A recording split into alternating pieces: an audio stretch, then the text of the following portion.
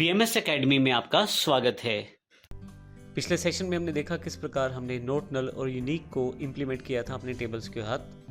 इस सेशन में हम बात करने वाले हैं, अगर हम इम्प्लीमेंट कर चुके हैं नोट नल और यूनिक एंट्रीज को, यानी कि यूनिक कंस्ट्रेंट को, तो उसको किस प्रकार से हटा सकते हैं अपने टेबल के साथ। ऐसा पॉसिबल हो सकता है कई सिचुएशंस में, जब आपने जो टेबल में इम्प्लीमेंट किए हैं कंस्ट्रेंट्स उनको आप हटाना चाहते हैं, तो आप उन्हें हटा भी सकते हैं। इसके लिए आपके पास, जैसे हमने अभी बात की नोट नल और यूनिक एंट्रीज को, इन दोनों को बारी बारी से हम हटाना सीखेंगे इस सेशन में। सबसे पहले बात करते हैं किस प्रकार से आप नोट नल को हटा सकते हैं। नोट नल को हटाने के लिए आपको टेबल को अल्टर टेबल कमांड से मॉडिफाई करना पड़ेगा। तो इसके लिए अल्टर टेबल, फिर टेबल का नाम देना पड़ेगा आपको।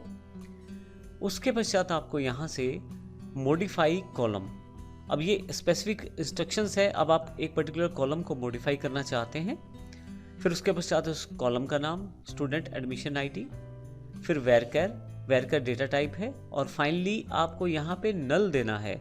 अब नल यहाँ पे ये डिफाइन करता है कि अब जो वैल्यू आप डालने वाले हैं वो नोट नल नहीं रहेगी। अब यदि आप नोट नल को रिमूव करना चाहते हैं तो फिर आप इस कमांड के साथ कर सकते हैं। इसी तरह से इस सेशन में हम ये भी देखते हैं कि यूनिक अगर आपने इंप्लीमेंट कर दिया है कंस्ट्रेंट, तो उसे कैसे हटा सकते हैं। इसके लिए भी आपको टेबल को अल्टर करना पड़ेगा, और यहाँ से कमांड रहेगी ड्रॉप इंडेक्स। अब जिस पर्टिकुलर फील्ड पे आपने इंडेक्स क्रिएट किया था, जैसे स्टूडेंट रोल नंबर हमने क्रिएट किया था, वहाँ से ऑटोमेटिकली यूनिक जो कंस्ट्रेंट है वो रिमूव हो जाएगा। आइए देखते हैं प्रैक्टिकली किस प्रकार से होगा। यदि अब यहाँ ध्यान दें तो मेरे पास पहले से ही यहाँ पे दोनों फाइल्स अवेलेबल हैं, remove not null in existing table और unique add and drop in existing table. ये फाइलें आपके पास एक्सरसाइज फाइल्स के अंतर्गत उपलब्ध हैं। यदि नहीं भी हैं तो आप हमारी वेबसाइट www.smartosystems.in और www.issstworld.com पर जाकर डाउनलोड सेक्शन से डाउनलोड भी कर सकते हैं। तो आइए देखते हैं किस प्रकार से हम इनको प्रयोग करने वाले हैं। यहाँ पे आपके पास अल्टर टेबल स्टूडेंट और ये कमांड हमारे पास है यदि आप नोट नल को रिमूव करना चाहते हैं। तो सबसे पहले मैं इस कमांड को सिलेक्ट कर लेता हूँ यहाँ से, और राइट क्लिक करके यहाँ से कॉपी कर लेता हूँ।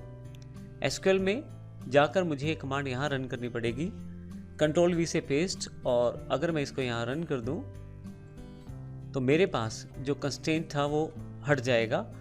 अब एक बार फिर से कमांड को देख लेते हैं। यहाँ पे अल्टर टेबल स्टूडेंट, आप स्टूडेंट के टेबल को मॉडिफाई करना चाहते हैं, फिर पर्टिकुलर मॉडिफाई कॉलम, उस कॉलम का नाम दें, स्टूडेंट एडमिशन आईडी है, उसका डेटा टाइप डिफाइन किया है। एक तरह से हमने पूरे का पूरे कॉलम को दोबारा से डिफाइन कर दिया है, और जब दोबारा डिफाइन किया है तो हमने यहाँ पे नल को साथ में जोड़ दिया है। तो इस तरह से हमने जो नोट नल का जो कंस्ट्रेंट था उसे हटा दिया है।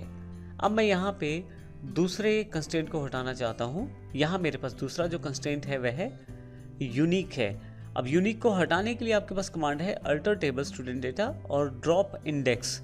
जिस पर्टिकुलर कॉलम पे आपने इस पर्टिकुलर यूनिक कंस्ट्रेंट को इम्प्लीमेंट किया था उसका नाम आपको साथ में देना पड़ेगा। मैं यहाँ कंट्रोल वी कर देता हूँ, और कमांड को एक बार फिर से यहाँ देख लेते हैं। अल्टर टेबल ये कमांड है, स्टूडेंट हमारे केस में जो फाइल है या जो टेबल है उसका नाम स्टूडेंट है। तो ध्यान रखिएगा, अगर आप फॉलो कर रहे हैं फाइल्स को तो उसमें टेबल्स का नाम ज़रूर ध्यान रखें। इसके साथ ही आपके पास है drop index, student roll number, क्योंकि मैंने स्टूडेंट रोल नंबर के ऊपर ही इम्प्लीमेंट किया है यूनिक कंस्ट्रेंट को, तो इसको रिमूव करने के लिए मैं ड्रॉप इंडेक्स और उस पर्टिकुलर कॉलम का नाम लिखने वाला हूँ जो मेरे केस में स्टूडेंट रोल नंबर है। फिर से मुझे यहाँ से गो करना है, और यहाँ से कंफर्मेशन मैसेज है ओके के लिए, आप ओके कर दें।